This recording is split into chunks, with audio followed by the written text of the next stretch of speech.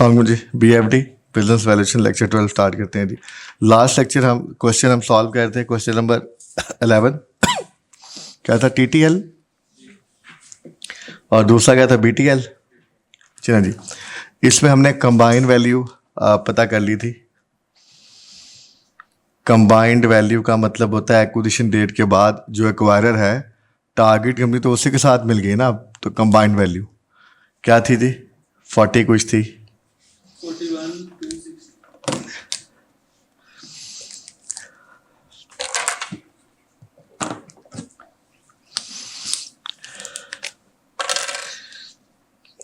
41,262।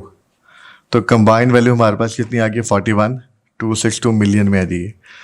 अगर हम क्वेश्चन में चलें तो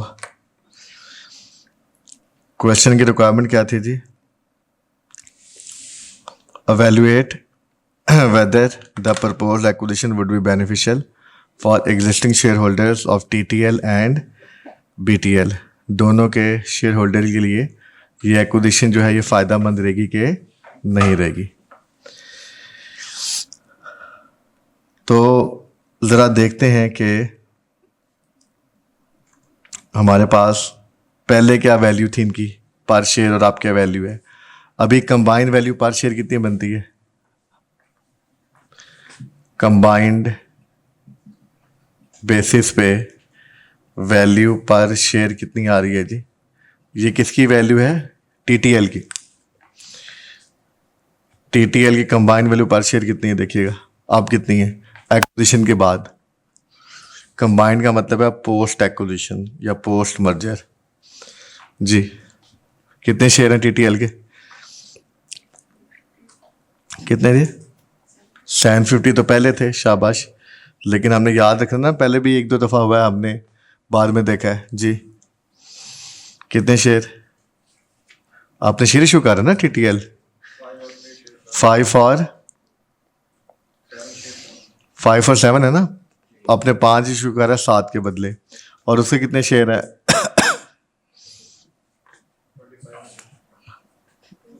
250 डिवाइड बाय 7 इंटू हर 7 के बदले 5। कितने हो गए जी? टोटल बता दें ऐड करके।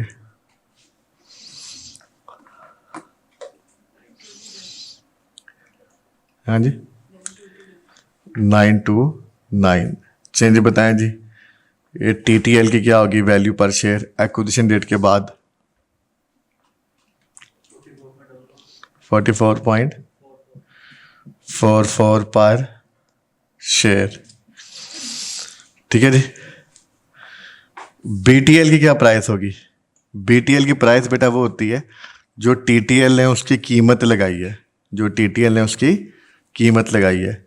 TTL ने BTL को क्या ऑफर किया है? उसने क्या जी? उसने क्या हर कितने के बदले? हर 5 के बदले क्या थे जी? हर 7 के बदले 5 शेयर। तो हिसाब लगा लें जी कितने बनते हैं जी? 44.44 है, ये वो शेयर दे रहा है ना। और 7 के बदले 5।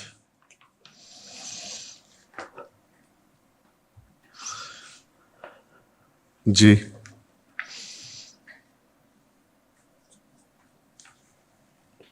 बेटा कैसे करेंगे? पढ़ा हुआ पहले। ये उसको मिलेगा ना BTL को। ऐसे कितने शेयर मिलेंगे? 5 हर 7 के बदले। हर 7 के बदले जी बेटा बता दो। 32।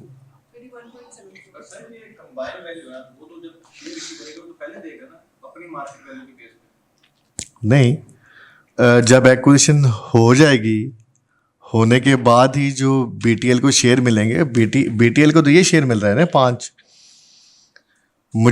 मैं अपनी कंपनी के शेयर जो शेयर होल्डर बेच रहे हैं उसको बदले में कैश नहीं मिल रहा ना। जो मेरे पास, मैं अपने शेयर बेच रहा हूँ, मेरे शेयर कितने का तुम खरीद रहे हो? तुम मुझे कैश नहीं दे रहे, कैश देते तो मैं हिसाब लगा लेता मुझे तुम इतने का खरीद रहे हो, तुम मुझसे कितने का खरीद, तुम मुझे उसके बदले में अपने 5 शेयर दे रहे हो, ठीक है, तो एक शेयर की वैल्यू आ जाएगी ना, जो शेयर मुझे मिलेगा उसकी वैल्यू यही होगी ना, एक्विजिशन डेट के बाद मेरे पास शेयर रहेगा तो उसकी ये वैल्यू होगी, जैसे एक्विजिशन होगी उसी वक्त वैल्यू बदल जाएगी। अभी करते हैं बात अभी नेक्स्ट क्वेश्चन में ये वैल्यू बदलने वाली बात। अभी आप ये समझो कि जैसे एक्विजिशन की बात हो रही है वैल्यू बदल जाएगी, तो ये वैल्यू के बराबर हमने कीमत लगाई है 31.74। अच्छा जी, कैसे पता चलेगा अब इनके लिए बेनिफिशियल है कि नहीं? एक्विजिशन से पहले वाली वैल्यूज देख लेते हैं, पहले शेयर की प्राइस क्या थी, तो मार्केट वैल्यू पर शेयर, टीटीएल की भी पता कर लेते हैं और बीटीएल की भी देख लेते हैं किसके लिए फ़ायदेमंद है किसके लिए फ़ायदेमंद नहीं है। देखें जी क्या बनती है वैल्यू पर शेयर जी, जी टीटीएल के एक शेयर की मार्केट वैल्यू पहले क्या थी बेटा, हमने पता की थी मार्केट वैल्यू, वो ईपीएस के थ्रू हमने पता की थी, पी रेशियो से बताएं जल्दी से, एक शेयर की मार्केट वैल्यू क्या थी?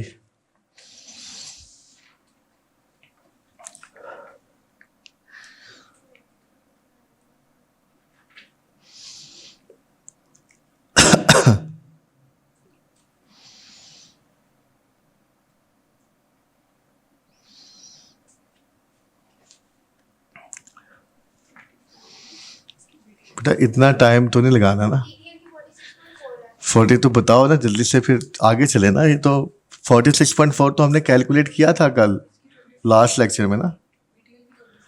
बीटीएल की 24 गिवन है कि गिव फाइंड भी, ये भी फाइंड की थी, ख़त्म करो बात।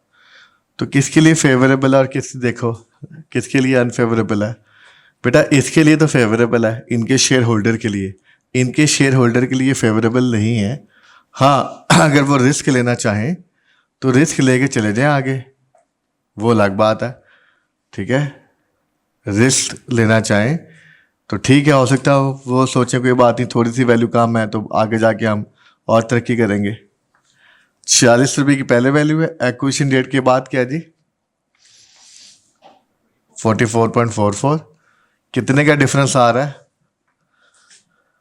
नेगेटिव डिफरेंस कितने का आ रहा है 46.4 माइनस 44.44 जी 1.96, और इधर कितना आ रहा है जी 31.74 माइनस 24 7.74 का 7 बनता है। शेयर होल्डर का सोचना है हमने, जो शेयर होल्डर सोचेगा बीटीएल का कि पहले हमारा एक शेयर इतने रुपए का था, अब हमारी कंपनी का शेयर, जो बीटीएल का शेयर होल्डर है, अब कितने का आ जाएगा 31 का, तो वो कहेगा ठीक है, और जो टीटीएल का उसके केस में काम हो जाएगा।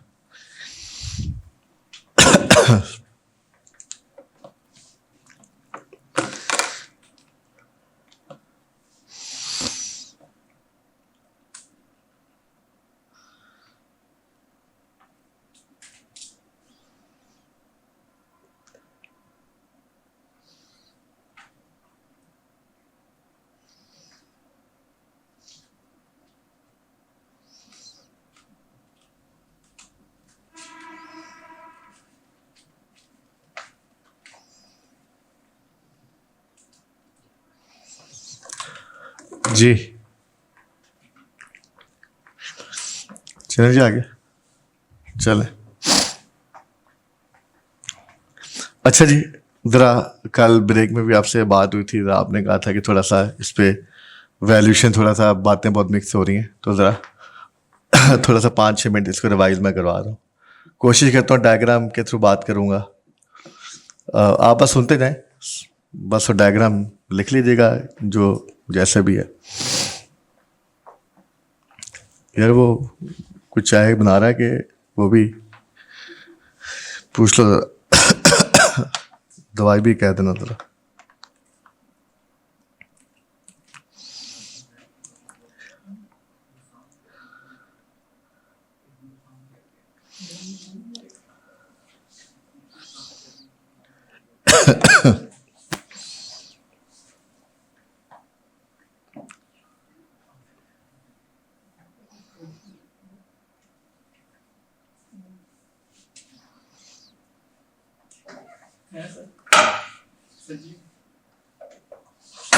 एक मिनट।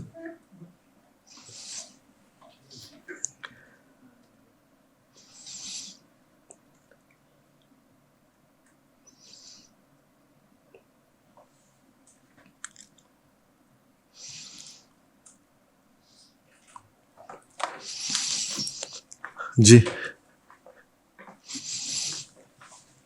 जी। मैं ये कह रहा था कि मैं रिकॉर्ड अब वो फिर ज़रा रिवाइज कर लें, उसके बाद के बाद करते हैं। अच्छा जी, वैल्यूएशन। इस चैप्टर में ये चैप्टर असल में आप समझें दो हिस्सों में तकसीम हुआ है on the basis of its examination by the I cap. एक है जी वैल्यूएशन ऑफ डेट और इक्विटी। ठीक है, मेनली आपको पता है इक्विटी की वैल्यूएशन हम देख रहे हैं ज़्यादातर। और दूसरा जो एरिया है वो है एक्विजिशन, मर्जर जिसको बोलते हैं, या एक वो डी मर्जर भी है। वो बड़ी आसान सी बात है, तो भी आप एक्विजिशन पे फोकस करें। तो ये चैप्टर जो है ये मेनली ये है। पहले हमने जो सवाल शुरू में किए, फैज़ वाला था एक सवाल, मुझे याद है, एक इब्ने सीना वाला था शायद, नेशनल एयरलाइन और पता नहीं कौन सी सुपर स्काई एयरलाइन। ये सारे सवालों में क्या था, इसमें सिंपल एक बिजनेस की वैल्यूएशन थी, valuation of business. Valuation of business का मतलब है, मैं मेनली किसकी वैल्यूएशन थी, इक्विटी की।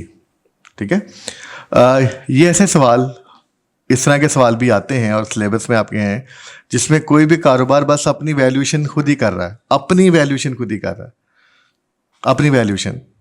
शेयर होल्डर कमाना चाह रहे हैं उसके, या खुद से वो देखना चाह रहे हैं, खुद बिजनेस क्या कर रहा है। पैंडोल में कह रहा था यार, पैंडोल एक्स्ट्रा खुद जो ये बस 2 टैबलेट्स मिल जाए बस 1-2, तो बिजनेस जो है वो अपनी वैल्यूएशन खुद कर रहा था जब। और इसमें हमने क्या पढ़ा, इसमें हमने डेट का तो मैं ज़्यादा डिस्कस नहीं कर रहा। इक्विटी की बात करें तो हमने एसेट बेस्ड मॉडल पढ़े, अर्निंग बेस्ड मॉडल पढ़े, कैश फ्लो बेस्ड मॉडल पढ़े। वो सारे क्या थे, वैल्यूएशन के। किसी भी कंपनी की, कोई भी कंपनी अपनी खुद वैल्यूएशन कर रही थी। ये जो मैंने शुरू में सारे नाम लिए हैं, ये एयरलाइन वाले, इसमें कोई एक्विजिशन का जिक्र नहीं था। किसी ने कह दिया वैल्यूएशन कर लो, किसी बैंक ने कह दिया कर लो, खुद ही शेयर होल्डर ने कह दिया कर लो, खुद ही लिखा हुआ जी वैल्यूएशन कर रहे हैं। ये बस सवाल थे, नाम मैंने आपके सामने लिए हैं। ठीक है जी। कैश फ्लो मेथड, मेनली हमारे पास फ्री कैश फ्लो ज़्यादा एग्जामिन होता है। नाम सारे आपको पता है, मैं बस समरी से दे रहा हूँ। और अर्निंग में ज़्यादा आप देख रहे हैं कि पी रेशो वगैरह यूज़ होता है, बस याद हमें सारे चाहिए। एक्विजिशन या मर्जर में जब हम आए तो यहाँ पे 2 तरह के सवाल हैं। यहाँ पे 2 तरह के सवाल हैं। एक है जी कि टारगेट कंपनी की वैल्यूएशन, एक है टारगेट कंपनी की वैल्यूएशन। ये दोनों एक्विजिशन में फॉल कर रहे हैं। एक्वायरर किसी कंपनी को एक्वायर करना चाह रहा है, वो उसकी वैल्यूएशन करवा रहा है। जीपीएच शायद थी, अगर मैं गलती नहीं, उसमें याद नहीं मुझे, कंबाइन है कि वो है। हमने इससे पहले एक सवाल किया है, या वो स्काईलाइन वाला था या कोई एक था, जिसमें आप उस कंपनी को ख़रीदना चाह रहे हैं, उसकी आप क्या कर रहे हैं, वैल्यूएशन कर रहे हैं। टारगेट कंपनी की वैल्यूएशन। जब टारगेट कंपनी की वैल्यूएशन होगी तो मेनली मैं दो मेथड की डिस्कशन कर रहा हूँ, पी रेशो और कैश फ्लो। जब टारगेट कंपनी की वैल्यूएशन होगी पी रेशो से, फ़र्ज़ करो तो टारगेट कंपनी का अपना ही प्रॉफिट होगा, बस उसकी हम वैल्यूएशन कर रहे हैं ना। और दूसरी बात, सूटेबल जो पी रेशो होगी उससे हम करके एक शेयर की वैल्यू भी पता कर सकते हैं या हम पूरी इक्विटी की वैल्यू भी पता कर सकते हैं। फ्री कैश फ्लो मेथड जो होता है उसमें आप वैल्यू बिजनेस की पता कर सकते हैं और सिर्फ इक्विटी की पता कर सकते हैं। अगर हम इसको फ्री कैश फ्लो मेथड से यूज़ करेंगे तो हम क्या करेंगे, टारगेट कंपनी की वैल्यूएशन करते हुए टारगेट कंपनी के ही कैश फ्लोज यूज़ करेंगे, लेकिन किसकी नज़र से, किसके पॉइंट ऑफ व्यू से, एक्वायरर के पॉइंट ऑफ व्यू से। एक्वायरर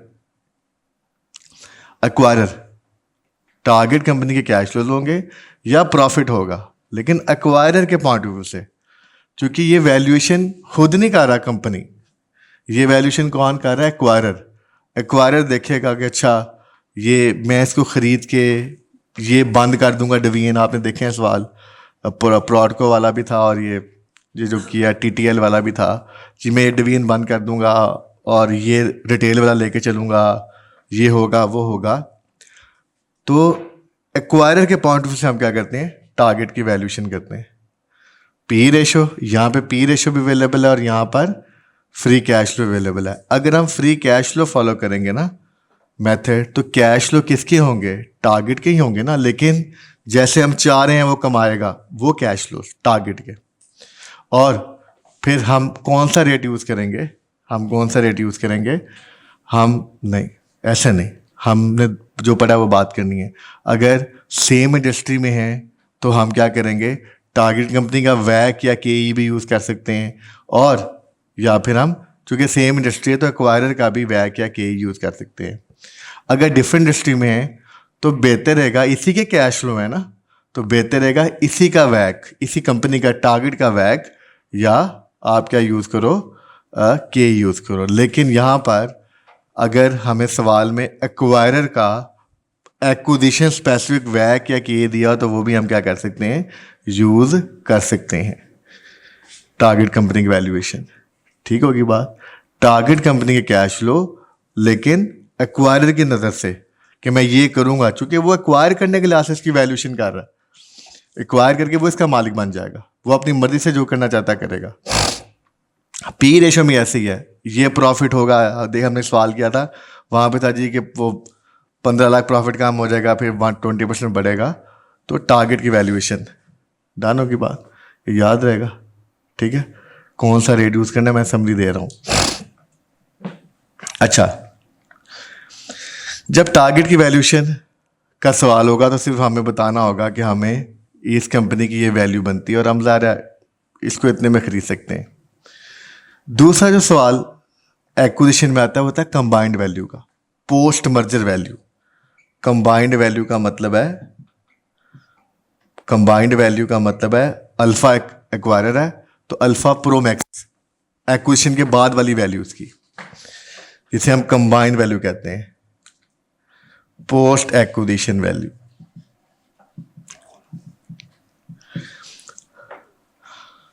कंबाइंड वैल्यू अगर आपको पता करनी है तो हमने देखा था उसके, कल मैंने एक डायग्राम बनाई थी, उसके दो तरीके हो सकते हैं। एक, आप कंबाइंड वैल्यू ही किसी मेथड से पता कर लो, आप कंबाइंड वैल्यू,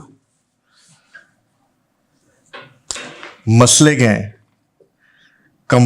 करना क्या है, कंबाइंड वैल्यू ही आप किसी मेथड से पता कर लो, या क्या करो, अगर कंबाइंड वैल्यू पता करनी तो क्या करो,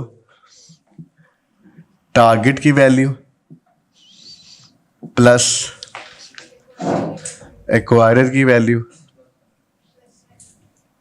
प्लस सिनर्जी। अब कौन सा तरीका फॉलो करना है ये डेटा को देकर डिसाइड होगा। अब कौन सा तरीका फॉलो करना है ये डेटा को देकर डिसाइड होगा। चलो इस वाले सिनेरियो में नॉर्मली आप जो देख रहे हैं सवालों में एक्वायरर की वैल्यू गिवन होती है। ये ऐसे होती है कि कोई बहुत लंबा काम नहीं करना पड़ता, हम या गिवन होती है हम कोई, जैसे टीटीएल वाले सवाल में हमने पी रेशो से स्ट्रेट वे पता कर ली। हाँ, टारगेट की वैल्यू यहाँ पर वो वर्किंग करवाएगा। टारगेट की वैल्यू अब जब ये काम करोगे ना, ये तो असल में आप ये वाला काम कर रहे हो, असल में आप ये वाला काम कर रहे हो। टारगेट की वैल्यूएशन, सवाल कंबाइन का है, लेकिन कंबाइन तक पहुंचने के लिए अगर ये रास्ता फॉलो कर रहे हो तो असल में आप ये काम कर रहे हो। अब टारगेट की वैल्यूएशन कैसे होती है, अब अगेन देखना पड़ेगा कौन सा मेथड है, जो सा मेथड है उसके लिहाज से वैल्यूएशन होगी। लेकिन यहाँ पर भी जो टारगेट की वैल्यू होगी वो एक्वायरर की नज़र से होगी, क्योंकि कंबाइन वैल्यू जब हम कर रहे हैं, जब एक्विजिशन होगी तो एक्वायरर ही फैसला करेगा ना मैंने क्या करना है क्या नहीं करना। उस लिहाज से आपको सब कुछ बताया गया होगा, बताया आपको ऐसे क्या होगा। ठीक है जी। सिनर्जी में हमने क्या देखा, वो क्या बताता है जी, इतना एनुअल फ़ायदा होगा ये बता देता है। कोई टैक्सेबल लॉसेस क्लेम हो जाएंगे, कोई हम डिवीजन बंद करेंगे तो वो बिक जाएगा, कोई हम प्रॉपर्टी फालतू बच जाएगी वो सेल कर देंगे, कोई रिडंडेंसी पेमेंट्स होगी वो कर देंगे। ये सिनर्जी है सारी, ये सबको हमने शामिल करना है, इस किस्म की चीज़ों को भी मैंने लिखवाया था आपको पॉइंट भी।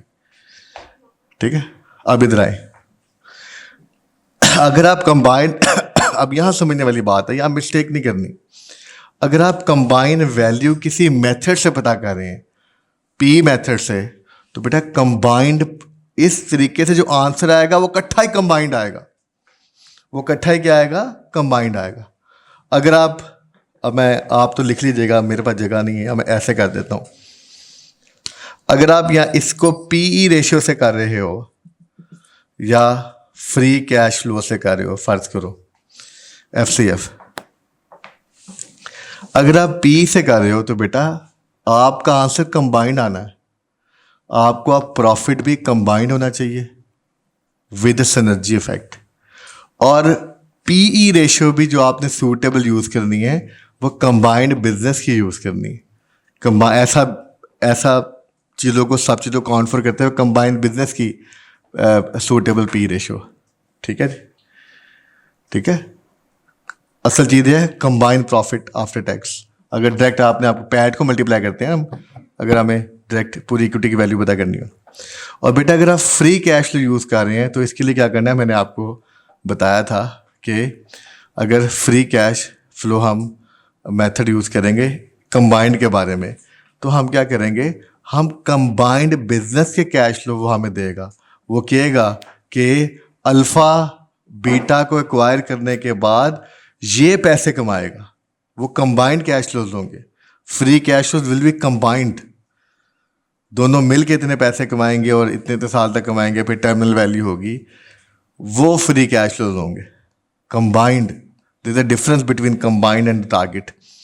अच्छा, उसके बाद इस सिनेरियो में जब आप कंबाइन, आप वैल्यू पता कर रहे होंगे फ्री कैश फ्लो मेथड से, तो कंबाइन कैश फ्लो यूज़ करेंगे, और वैक या की आप एक्वायरर का यूज़ करेंगे। बस यहाँ पे बस एक्वायरर है, क्यों, कंबाइंड वैल्यू किसकी है, एक्वायरर की है ना, अल्फा प्रोमैक्स। तो यहाँ पे किसका यूज़ करना है, एक्वायरर का वैक या के, बस एक्वायरर का वैक या के और के। और साथ मैंने ये भी लिखवाया था कि अगर आप कंबाइंड वैल्यू पता कर रहे हैं और मेथड कंबाइंड वैल्यू का सवाल है, किसी भी तरह से कंबाइंड वैल्यू पता कर रहे हैं, तो वहाँ पे अगर आपको वो होगा फ्री कैश फ्लो मेथड होगा, तो आपको क्या यूज़ करना है, free cash flow firm use करनी है। आप इक्विटी की वैल्यू पता करेंगे, मैं अभी एक क्वेश्चन करवाऊंगा तो उसके साथ आपको बताऊंगा कि मसला क्यों ऐसे हम करते हैं। आप free cash flow firm use करेंगे और उससे वैल्यू बिजनेस की निकालेंगे, फिर उससे वैल्यू किसकी निकालेंगे, इक्विटी की। सिनर्जी अगर होगी तो, और नॉर्मली आपको पता सिनर्जी का इफेक्ट होता ही, मैंने लिखवाया कल लिखवाया मैंने कि अगर हम कंबाइन वैल्यू पता कर रहे होंगे, फ्री कैश फ्लो मेथड होगा, सिनर्जीज की कैलकुलेशन होगी, तो हमने क्या यूज़ करना है, फ्री कैश फ्लो फर्म के, उससे आंसर वैल्यू ऑफ बिजनेस आएगी। और आपको पता है फ्री कैश फ्लो फर्म होगा तो वैक ही यूज़ करेंगे, तो वैल्यू बिजनेस की आएगी, लेकिन क्या करेंगे, लेकिन उसमें से फिर डेट अगर माइनस कर देंगे तो वैल्यू क्या आ जाएगी? पता तो हमने इक्विटी की वैल्यू करनी है ना, शेयर्स खरीदने हैं हमने, हमने इस कंपनी के शेयर्स खरीदने हैं, ठीक है जी। तो ये पूरी इसकी समरी है। असल कन्फ्यूजन जो आएगी ना वो आपने ख्याल का रखना है। सवाल जब कंबाइंड वाला होगा ना, हो सकता है आपको ये वाला रास्ता चूज करना हो, तो सवाल तो कंबाइंड वाला होगा, लेकिन वर्किंग आप किसी कार्य होंगे टारगेट की, टारगेट। तो यहाँ पे आपको ख्याल सा नर्व्स पे कंट्रोल रखना है कि अच्छा ये कंबाइंड वैल्यू पता करने जा रहे हैं, लेकिन अभी हम वर्किंग किसी कर रहे हैं टारगेट की, क्योंकि यहाँ पे जहन आपका रोकेगा। जैसे टीटी वाले सवाल में क्या था, हम कंबाइन था, लेकिन यहाँ पे सिर्फ कैश फ्लो किसके थे? बीटीएल के, क्योंकि वो तो हम टारगेट की वर्किंग कर रहे थे ना। तो ये कंफ्यूज ना कर देना, ये तो सिर्फ इसकी इसके कैश फ्लो है, क्योंकि हमने रास्ता ही ऑप्ट किया है कि हमने इस रास्ते से कंबाइंड वैल्यू पता करनी है, क्योंकि डेटा ही ऐसे गिवन है। अगर हमें डेटा ही वो कंबाइंड कैश फ्लो दे देता तो हम वो रास्ता फॉलो कर लेते, वो आसान है, उसमें बस एक ही काम करना है, और ज़्यादा सिनर्जी वगैरह का फैक्टर तो लेना ही है आपने हर जगह पर, ठीक है। This is a summary. Combined value में जो सा पीवी रेशियो वाला एक क्वेश्चन किया था मेरे ख्याल में, शायद मुझे याद है वेग में कि जीएचपी था मेरे ख्याल से, जीएचपी। आपने प्रॉफिट का इफेक्ट डाला था, कितना प्रॉफिट आएगा और इतना नहीं आएगा। जीएचपी वाला सवाल भी था, और प्रॉडको में भी ऐसे ही था। प्रॉडको में जो टारगेट की वैल्यू थी ना, प्रॉडको और टीटीएल में क्या फ़र्क है? ये दोनों एक दूसरे के छोटे बड़े भाई हैं। प्रॉडको और टीटीएल में क्या फ़र्क था? टीटीएल था ना, हाँ। प्रॉडको में भी ये रास्ता था, सुना जरा बात अब। प्रॉडको में ये रास्ता था, टीटीएल में भी रास्ता है। प्रॉडको में एक्वायरर की वैल्यू कैसे गिवन थी? सिंपल नंबर ऑफ, नहीं नहीं नहीं प्रॉड ऐसे नहीं, मेरी सुनिए बात। प्रॉडको में पी रेशियो को स्ट्रेट वे सॉरी सिंपल एक शेयर की वैल्यू गिवन थी, हमने उसे मार्केट में नंबर ऑफ शेयर से मल्टीप्लाई कर दिया था। प्रॉडको में टारगेट की वैल्यू आई थी पी रेशियो से। प्रॉडको में सिनर्जी की एडजस्टमेंट्स थी, लेकिन टैक्सेशन नहीं था। टीटीएल में क्या था? यही रास्ता था, एक्वायरर की वैल्यू आई पी रेशियो से, टारगेट की वैल्यू आई फ्री कैश फ्लो से, सिनर्जी वैसी थी और टैक्सेशन भी था साथ। ये फ़र्क है दोनों में। और बताएं जी, ये बेटा पूरे चैप्टर की समरी है। अब मसला क्या है? मसला ये है, ये डायग्राम बना लें अब आप लोग, आपने बनाई ली होगी। मसला क्या, आपको ये पता चाहिए आप कर क्या रहे हैं पहली बात, और जब कर रहे होंगे तब दूसरा मसला मेथड कौन सा यूज़ करना है, और तीसरा मसला आएगा आपको यहाँ पे आके कि कंबाइंड वैल्यू में कौन सा रास्ता चूज़ करना है, ठीक है जी। शौम से बना लें।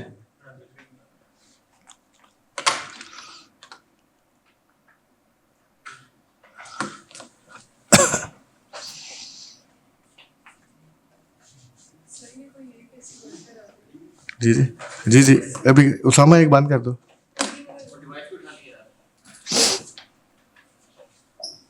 वो छोड़ दो, वो लगे रहने दो अभी, और 10 मिनट और रुक जाओ।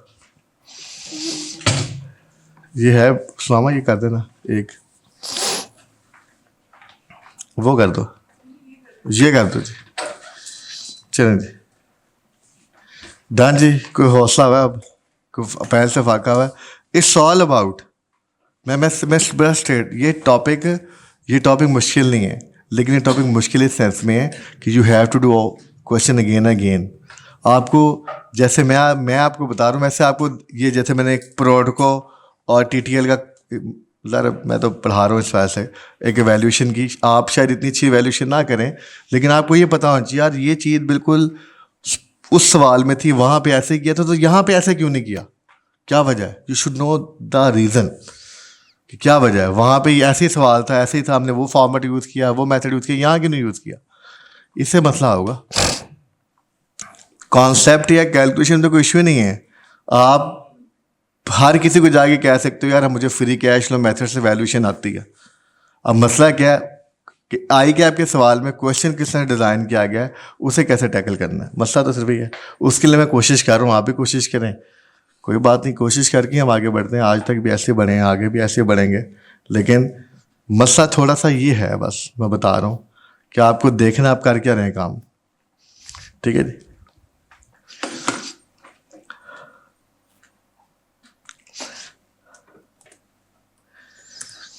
अच्छा जी, आगे चलते हैं जी। रवीन थोड़ी सी होगी जी हमारी।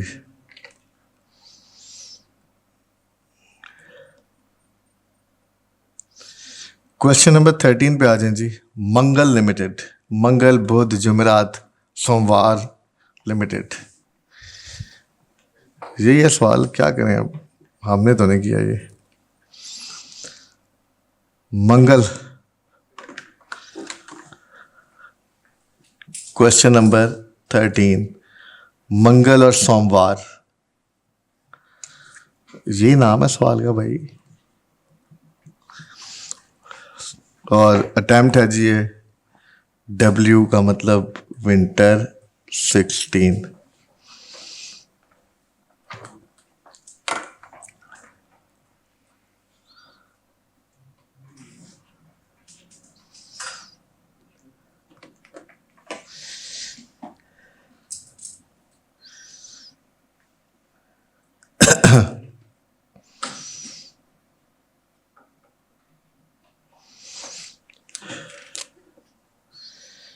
जी क्वेश्चन देखें जी जरा।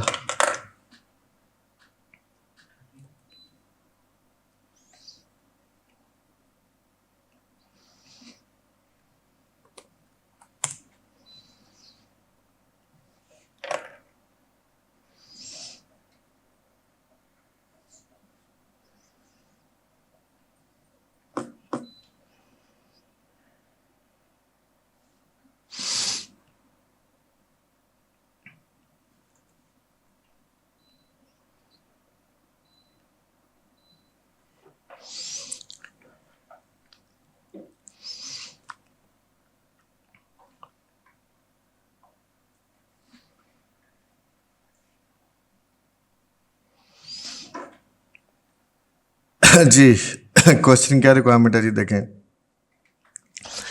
Discuss whether the announcement of the propose acquisition would be beneficial for the existing share holder of Mangal and सोमवार लिमिटेड। बुध रह गया इफ, और दूसरा एक डिस्कशन क्या है और उस पर करते हैं बाद में। If market is semi strong for the from semi strong form efficient और स्ट्रॉन्ग फॉर्म एफिशिएंट। ये सेमी स्ट्रॉन्ग क्या है और वीक क्या है, ज़रा एक बार लिख लें फिर आगे चलते हैं, मैं समझाता हूँ। लिखें जी, लिखें, हेडिंग दें मार्केट एफिशिएंसी। मार्केट एफिशिएंसी लिखें जी। It pertains to it pertains to ये देख लो, ये तो चल नहीं रही। It pertains to type of information, नहीं चल रही ना। It pertains to type of information which is reflected in the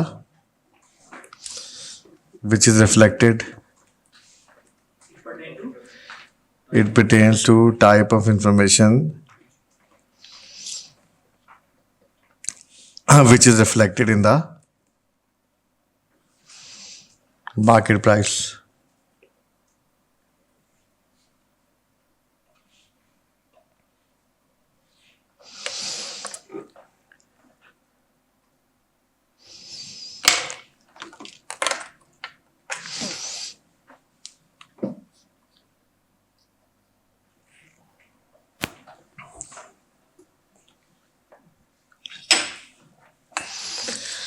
जी 3 किस्म की मार्केट है जी, 3 किस्म की मार्केट है।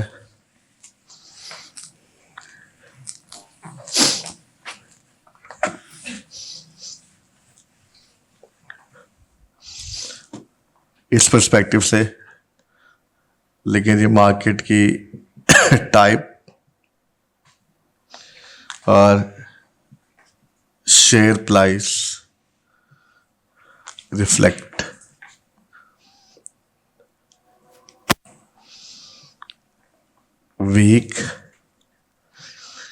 वीक मार्केट, सेमी स्ट्रॉन्ग और स्ट्रॉन्ग।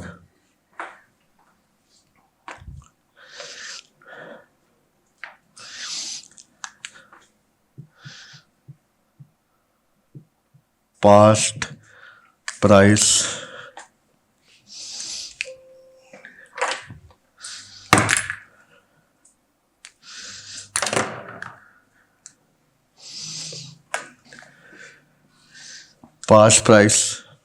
ट्रेंड्स,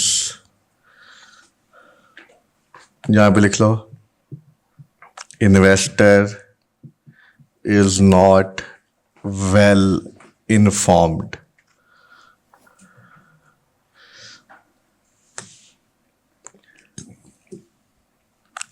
सेमी स्ट्रांग जो होती है वो उसको हम ये हमारी इसको हम बाय डिफ़ॉल्ट यही रिज्यूम करते हैं। कुछ ना बताया गया उसमें आप ब्लैक मार्कर मंगवा दो यार, मार्कर अगर नहीं कह दो, मैसेज कर दो बिट।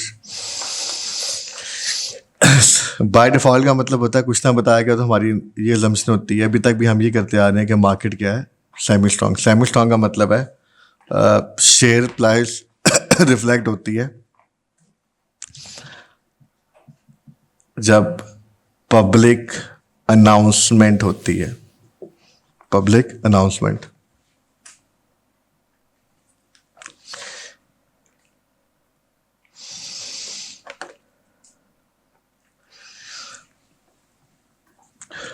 और यहां पे क्या जी,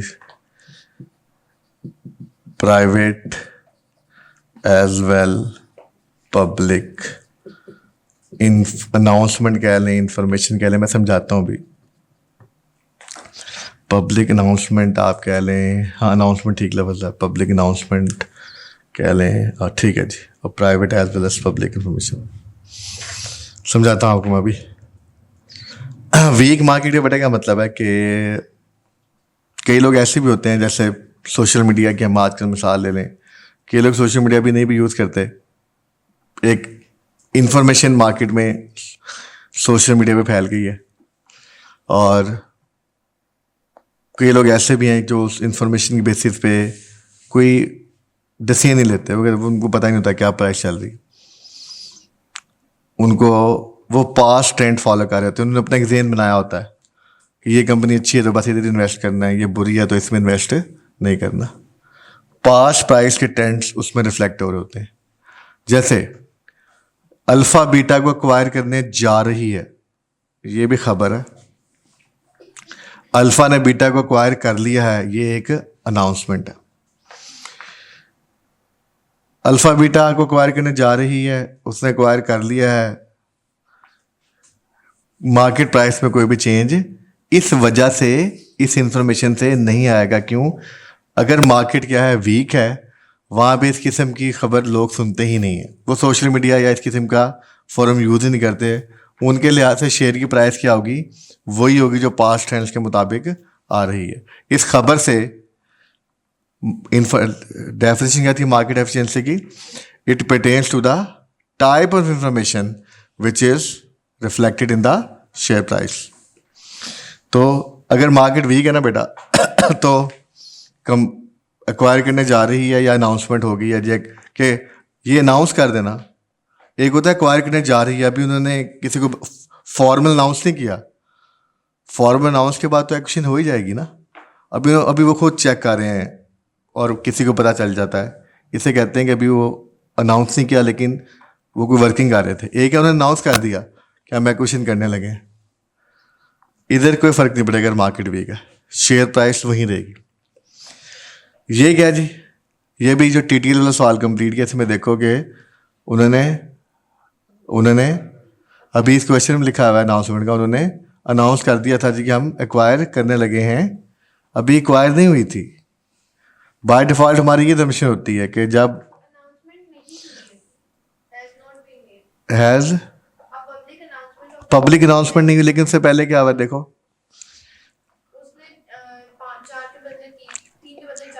ऑफर कर दी ना, ऑफर कर दी उसे। ऑफर करने का मतलब क्या, उन्होंने फैसला कर लिया ना। पब्लिक अनाउंसमेंट नहीं भी, ऑफर कर दी।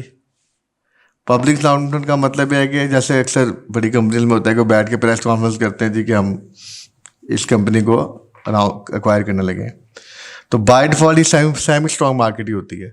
इधर तो बेटा फ़र्क ही नहीं पड़ता ना, चाहे आप अभी किसी ने छुप के सुन के बता दिया या आपने ऑफर कर दिया है, इधर क्या है, ये क्या है जी, पब्लिक अनाउंसमेंट का बेटा ये मतलब है, या पब्लिक अनाउंसमेंट कह दो या ऐसे कह दो, बेतलफस पब्लिक इंफॉर्मेशन।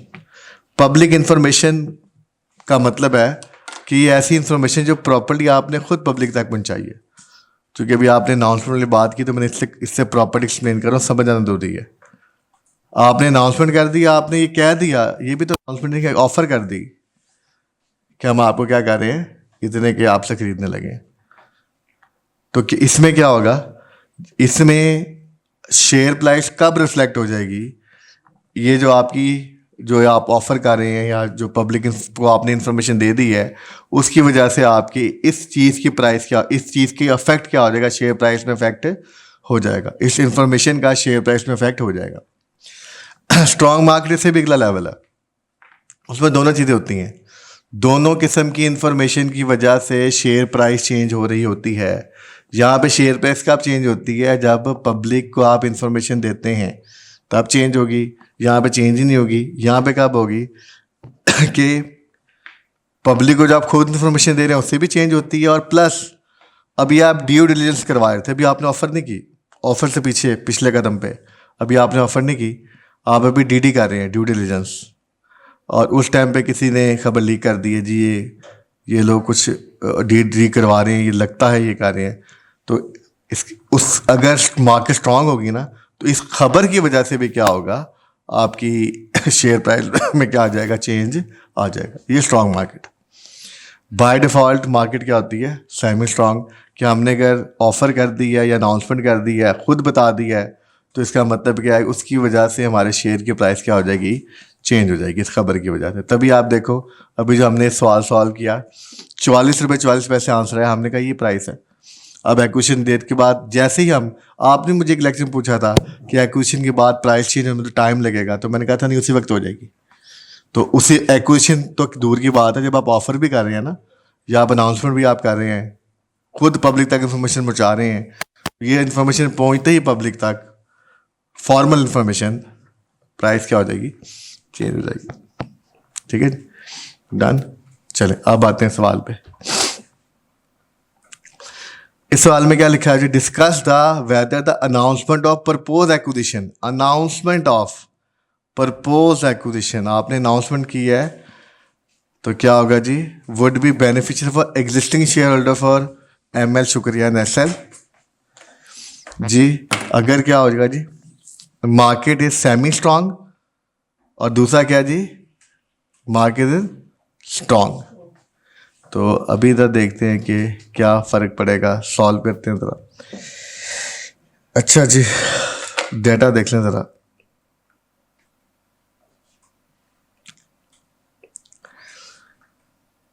वैसे सवाल जल्दी सॉल्व हो जाएगा ये।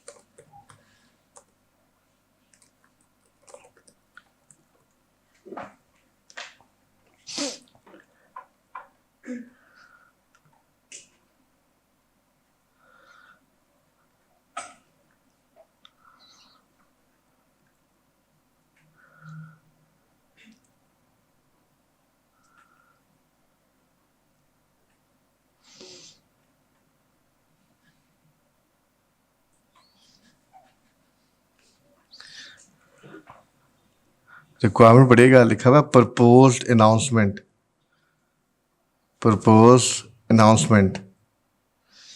ठीक है, चलें खैर, अभी हम वैसे ही सॉल्व करते हैं, फिर मैं इसको रिलेट करता हूँ रिक्वायरमेंट के साथ। Proposed,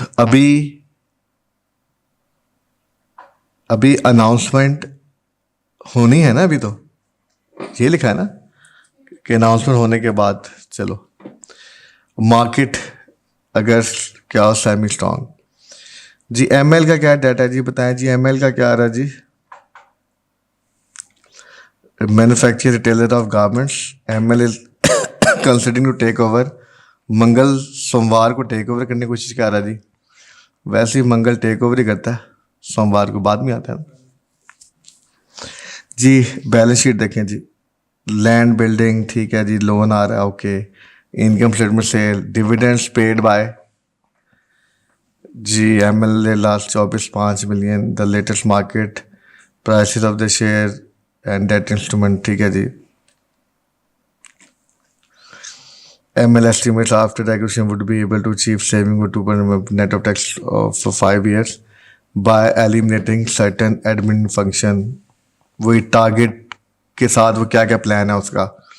further sale of excess net of tax, tax उसने खुद ही जस्ट कर दिया जी। रिडेंडेंसी कॉस्ट भी है। प्लान्स टू ऑफर, क्या प्लान है जिसका 4 shares, 4 share for every 3 of, अपने 4 देगा। चल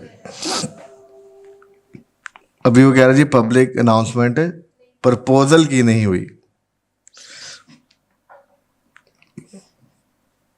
अभी ये अनाउंस नहीं हुआ प्रपोजल, जैसे टीटीएल में तो अनाउंस हो गया था ना, अभी नहीं हुआ। चले जी 16% और एमएल का कॉस्ट इक्विटी 16% है, वैक 14% है। क्या करना जी, प्रपोज एक्विजिशन अगर होगी तो वही करना है कंबाइन वैल्यू। कंबाइन वैल्यू से हम पता करेंगे कि एक शेयर की वैल्यू क्या होगी। मैं भी आपको बताता हूँ, जब अभी मार्केट सेमी स्ट्रांग है ना, सेमी स्ट्रांग का मतलब यही है कि जब नहीं अभी अफेक्ट नहीं आया, लेकिन जब आप अनाउंस करेंगे तो कीमतें क्या हो जाएंगी, चेंज हो जाएंगी। अब क्या चेंज होंगी उसकी हमने वर्किंग करनी है। लेकिन अगर स्ट्रांग में पता क्या जवाब बनेगा हमारा, स्ट्रांग में जवाब बनेगा, चूँकि स्ट्रांग में क्या होता है कि अनाउंसमेंट से पहले भी इंफॉर्मेशन जा सकती है, तो उसमें हमारा ये जवाब होगा कि चूँकि अभी वर्किंग चल रही थी, उन्होंने वैसे तो प्लान कर लिया है कि हम करेंगे, लेकिन ज़्यादा है किसी टीम ने प्लान किया होगा तो बात लीक हो चुकी हुई है, इन्फॉर्मेशन प्राइवेटली लोगों तक पहुंच चुकी हुई है। तो इसका मतलब है जो प्राइसेस अभी है ना, ऑलरेडी उसमें इस एक्विजिशन का इफेक्ट क्या हो चुका है, आ चुका है। जैसे इधर जैसे प्राइवेट या पब्लिक मतलब प्रॉपर इंफॉर्मेशन जाएगी तो शेयर प्राइसेस पे उस खबर का इफेक्ट आ जाएगा। इधर इफेक्ट कब आएगा, जब आप प्रॉपरली क्या करेंगे, अनाउंस करेंगे, ऑफर का अनाउंस कर देंगे, एक्विजिशन का प्रॉपरली बता देंगे किसी तरह से। प्रॉपरली आप किसी कंपनी को ऑफर भी कर देंगे, इसका मतलब आपने प्रॉपरली फॉर्मली क्या किया है, बता दिया। प्राइवेट का मतलब यह है कि बस कोई इनफॉर्मल वे में विदाउट हैविंग द अथॉरिटी वो इन्फॉर्मेशन क्या कर रहा है, उसके बाद इन्फॉर्मेशन आई वो बता रहा है ये होने वाला है। अभी कंपनी ने कोई प्रॉपरली खुद से फैसला नहीं किया। तो सेमी स्ट्रांग की वर्किंग करते हैं ज़रा, असल काम इसका करना है जी। जल्दी से सॉल्व करते हैं जी, क्या बनेगा जी।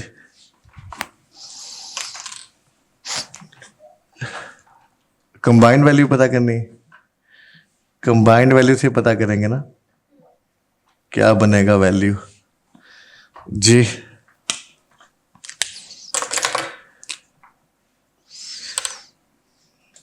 जब समय ठीक नहीं देगा मार्कर,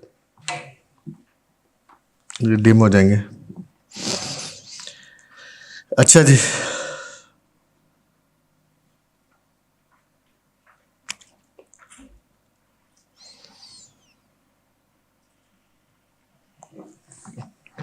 डाटा ही कुछ नहीं है सवाल में, क्या सॉल्व करना है। टीटीएल का सवाल देखने के बाद तो यकीन ही नहीं आ रहा, डाटा ही नहीं है इसके अंदर जी। पहले एमएल की बात करें जी, बेटा एमएल की वैल्यू, कंबाइन वैल्यू की नहीं बेटा इस सवाल में ना। अब मुझे बताओ कौन सा तरीका फॉलो करना है, ये वाला करना है, ये वाला होगा, वो कंबाइन वैल्यू ही नहीं। तो एमएल की वैल्यू, फिर एसएल की वैल्यू और सिनर्जी। अब एमएल की वैल्यू कैसे आएगी बेटा, कितने शेयर है एमएल के, और शेयर प्राइस कितनी है,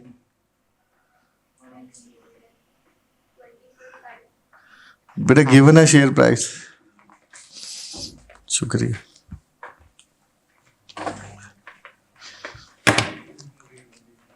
बेटा गिवन है शेयर प्राइस। अब इस शेयर प्राइस में अभी तक आपने इन्फॉर्मेशन नहीं दी ना, तो इसका मतलब ये शेयर प्राइस में भी रिफ्लेक्ट नहीं है। हम खुद से वर्किंग करेंगे ना, हम खुद से वर्किंग करेंगे, सिनर्जी वगैरह ऐड करेंगे सब कुछ। 20.5 मल्टीप्लाई बाय 30, 61। एसएल की वैल्यू बताइए जी क्या आएगी? कितने शेयर हैं एसएल के? 4। और कितनी वैल्यू? बेटा और कोई तरीका नहीं वैल्यू पता करने का? कैसे पता करें वैल्यू? कौन सा मेथड यूज करें? पी करना है तो मल्टीपल नहीं है, ऐसा सवाल आना चाहिए। और सिनर्जिस्ट की बेटा वर्किंग करनी पड़ेगी, वो भी ज़बानी कर दो। सब कुछ तो उसे नेट ऑफ टैक्स कर दिए। बताओ क्या क्या करना है, क्या क्या ऐड करना है, मैं कर देता हूँ। 2-3 चीज़ें ऐड ही करनी। सेविंग कितनी? सेविंग के अलावा पहले वो रिडंडेंसी पेमेंट कितनी है? 9 million. Net of tax plus sale करना जो वेयर हाउस कितना है? 6 पॉइंट। नेट ऑफ टैक्स का इफेक्ट हो गया हुआ है। अब सेविंग कितनी? परपेचुटी में किसकी सेविंग है ये? एसएल की। ऐसे नहीं, मैंने रूल के मुताबिक चलना है। हम ये क्या कर रहे हैं? हम कंबाइंड वैल्यू तो पता कर रहे हैं, लेकिन ये सिनर्जी पता कर रहे हैं ना। किस क्या स्टेटमेंट क्या है जी? किसकी आएगी जी? कुछ किसके? अच्छा तो बताएं फिर कौन सा रेट यूज होगा? आंसर बता दो क्या आता है। हाँ क्या? 2.7 है।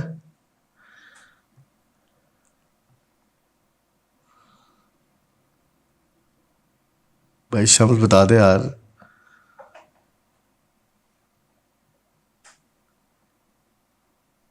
बेटा नीचे रेट गिवन है ना? 18 कैसे आया बेटा? किसने परसेंट से? हाँ जी बेटा ये नहीं, हम एसएल की वर्किंग कर रहे हैं ना, तो क्या रेट क्या क्या गिवन है? और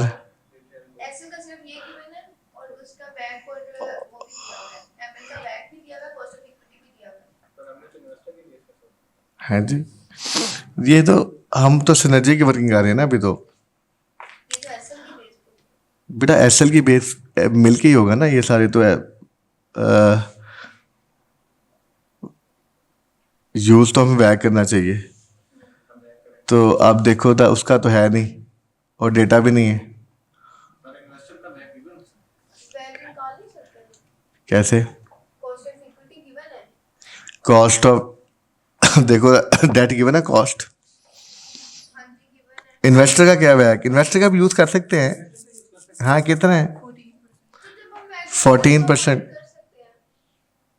बेटा सिनर्जी सुनो मेरी बात है, सिनर्जी जो आएगी ना, सिनर्जी तो बेटा दोनों के लिहाज से आएगी ना। सिनर्जी का फैक्ट तो पोस्ट एक्विजिशन ही आएगा। ये एसएल की वर्किंग नहीं हो रही, सिनर्जी की वर्किंग हो रही है। सिनर्जी का फैक्ट तो दोनों के मिलने से आएगा ना जब एक्विजिशन होगी। जी कितना आता है 14% पे? 14% है। हाँ जी 19 पॉइंट कैसे?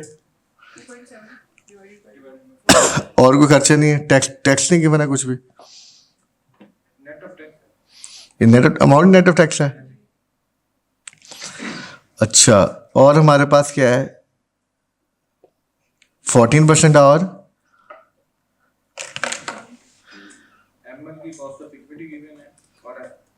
दोनों का बिजनेस देख लो क्या बनता है।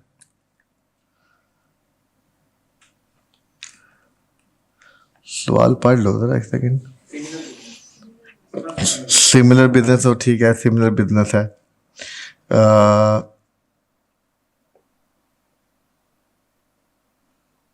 जरा करो जरा। अच्छा आप एसएल का वैक मुझे कह रही थी बेटा, 17.5% है ना, करो ज़रा कैलकुलेट जल्दी से।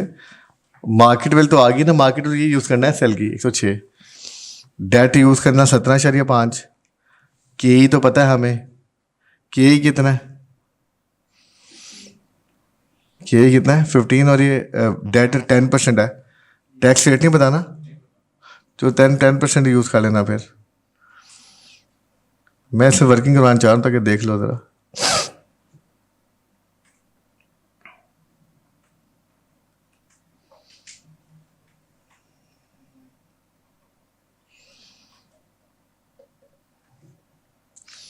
अच्छा लो जी, मसला ही ख़त्म हो गया।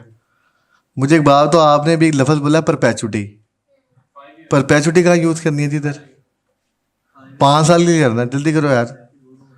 मैं खुद सोच रहा हूँ कि यार ये परपेचुटी, फिर मैंने कहा शायद ज़रा मैं वो परपेचुटी की बात में बह गया, और मैंने कहा ठीक है करो करो जल्दी। वो मैंने भी देखा 5 साल।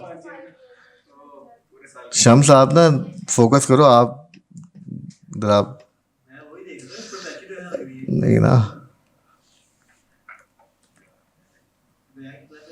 वैग कितना थी, वैग कितना है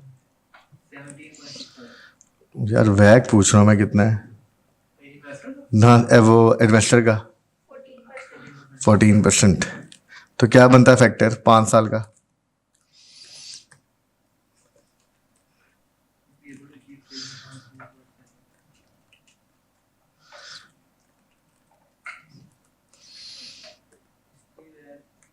एनएमटी फैक्टर बताओ क्या बनता है,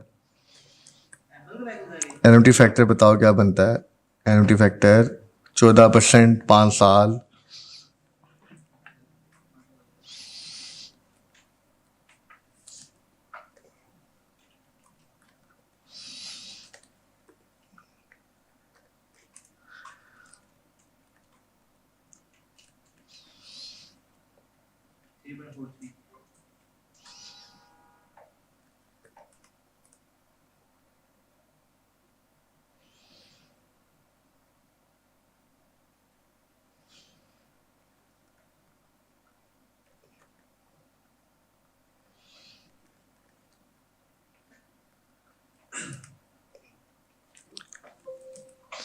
थ्री पॉइंट फोर से कितना आ गया?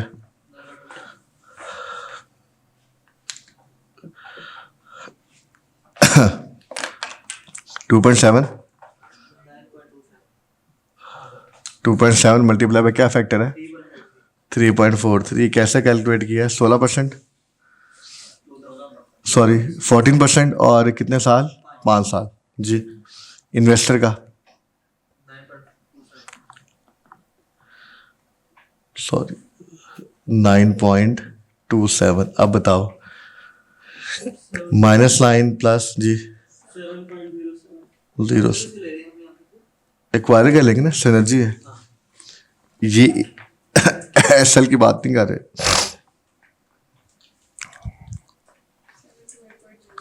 कितना जी? 0.7।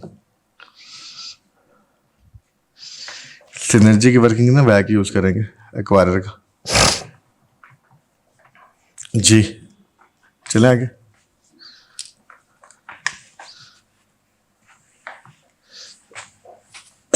आ गया जी अब आंसर।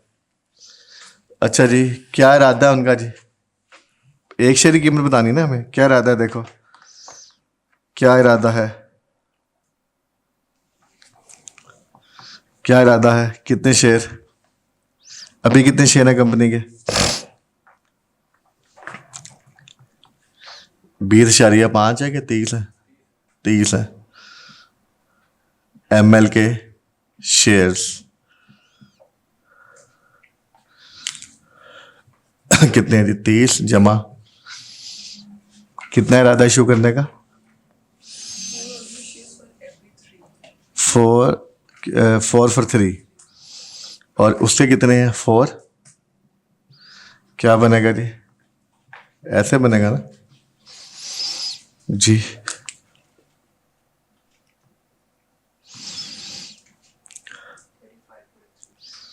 35.33, और पर शेयर क्या आंसर आ जाएगा?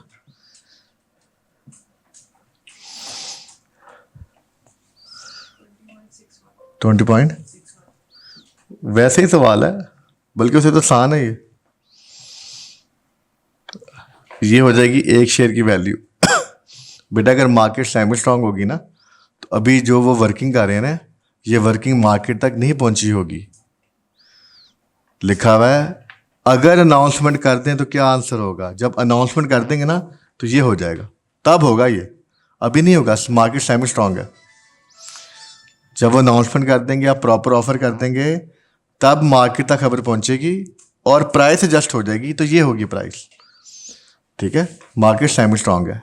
अगर मार्केट वीक होती तो कुछ फर्क नहीं पड़ना था, अगर मार्केट स्ट्रांग होती तो ये इससे पहले ही प्राइसेस क्या हो चुकी हुई हैं, चेंज हो चुकी हुई हैं, क्योंकि प्राइवेटी बात पहुंच चुकी होगी। ठीक है जी। अच्छा मुझे बताएं, ये तो पर शेयर वैल्यू किसकी आ गई, एमएल की। अब ठीक बताना, अब पर शेयर वैल्यू उसकी कितनी है, इसकी वैल्यू हम कैसे लगाते हैं, जो उसको एक्वायरर बिड कर रहा है, ऑफर कर रहा है, कितने ऑफर कर रहा है जी, वो कहता है मैं तुम्हें हर 3 के बदले 4 शेयर दूंगा, और जो शेयर दूंगा वो कितनी मालियत के होंगे, इस मालियत के, तो 20.61 इंटू 4 डिवाइडेड बाय 3, 27.47 जी। रिक्वायरमेंट हमारी क्या थी, सेमी स्ट्रांग अगर हो, would be beneficial for existing share holder of ML and SL. जी बेटा एमएल की बात करते हैं, एमएल का शेयर पहले कितने का था, एक 20.5 का, अब कितना हो गया, तो मार्जिनली थोड़ा सा क्या हो गया, इंक्रीज हो गया, बहुत थोड़ा। अच्छा जी, एसएल का शेयर पहले कितने का था, 26.5 रुपए का, अब कितना हो गया, 27, इसका उसके मुकाबले में थोड़ा सा ज़्यादा कीमत लगी है, तो दोनों के लिए थोड़ी थोड़ी क्या है, बेनिफिशियल एक्विजिशन। और अगर मार्केट स्ट्रांग हो जी, उस पर आ जाए।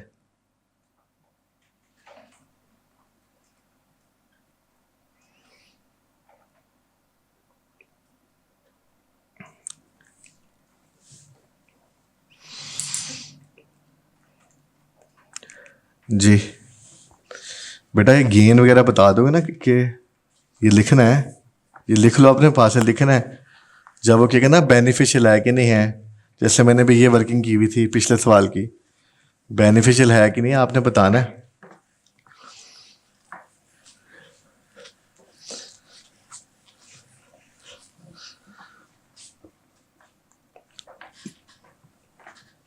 मैं कर ही देता हूँ, एमएल और दूसरा नाम क्या था, एसएल, कितना जी, पर शेयर गेन कितना है जी, 20.5 से 20.61, कितना बनेगा जी, 1 और यहाँ पर जी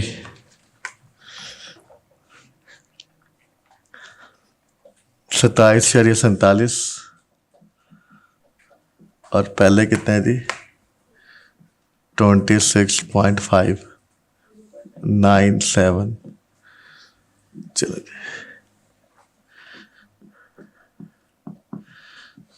जी, अगर मार्केट स्ट्रांग है तो इसका जवाब ही है कि जो पहले से प्राइसेस हैं वो क्या है, एडजस्टेड है। गेन लॉस हम नहीं पता कर सकते, क्यों नहीं पता कर सकते, पहले से जो प्राइसेस आ रही ना शेयर की, वो एडजस्टेड है। तो प्राइसेस जो गिवन है, और एमएल एसएल की जो शेयर प्राइस है, वो जो गिवन है सवाल में, वो 26 रुपये और 20 रुपये वो एडजस्टेड है। और बस ये बता देंगे कि टोटल वैल्यू जो कंबाइंड बिजनेस की है वो कितनी है? 728.07।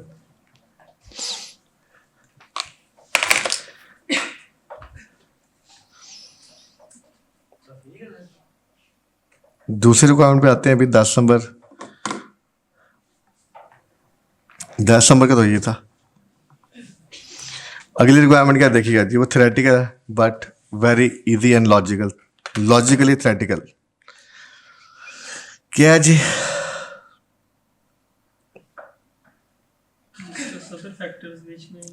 Discuss the other factors which may influence the interest of shareholders। अब इसमें ना आप सोच के आपको ना इन्वेस्टर बनना पड़ेगा। जब भी कोई सिचुएशन में हम होते हैं उसको समझने के लिए सबसे बेस्ट चीज़ ये होती है कि हम अपने आप को उन शूज़ में ले जाएं, अपने आप को उन कदमों में ले जाएं, उन हालात में ले जाएं और सोचें क्या क्या होगा। तो फैक्टर में आप सब कुछ सोच सकते हैं। शेयर होल्डर्स को इस एक्विजिशन से क्या क्या फैक्टर देखने चाहिए, कंपनी क्या मुस्तकबिल में डिविडेंड्स कैसे देगी, डिविडेंड की पॉलिसी क्या होगी, गियरिंग की पॉलिसी क्या होगी, शेयर होल्डर गियरिंग कैसे लेके चलेंगे, मैनेजमेंट के जो प्लान है ये सारे, वो मैनेजमेंट के प्लान्स क्या होंगे।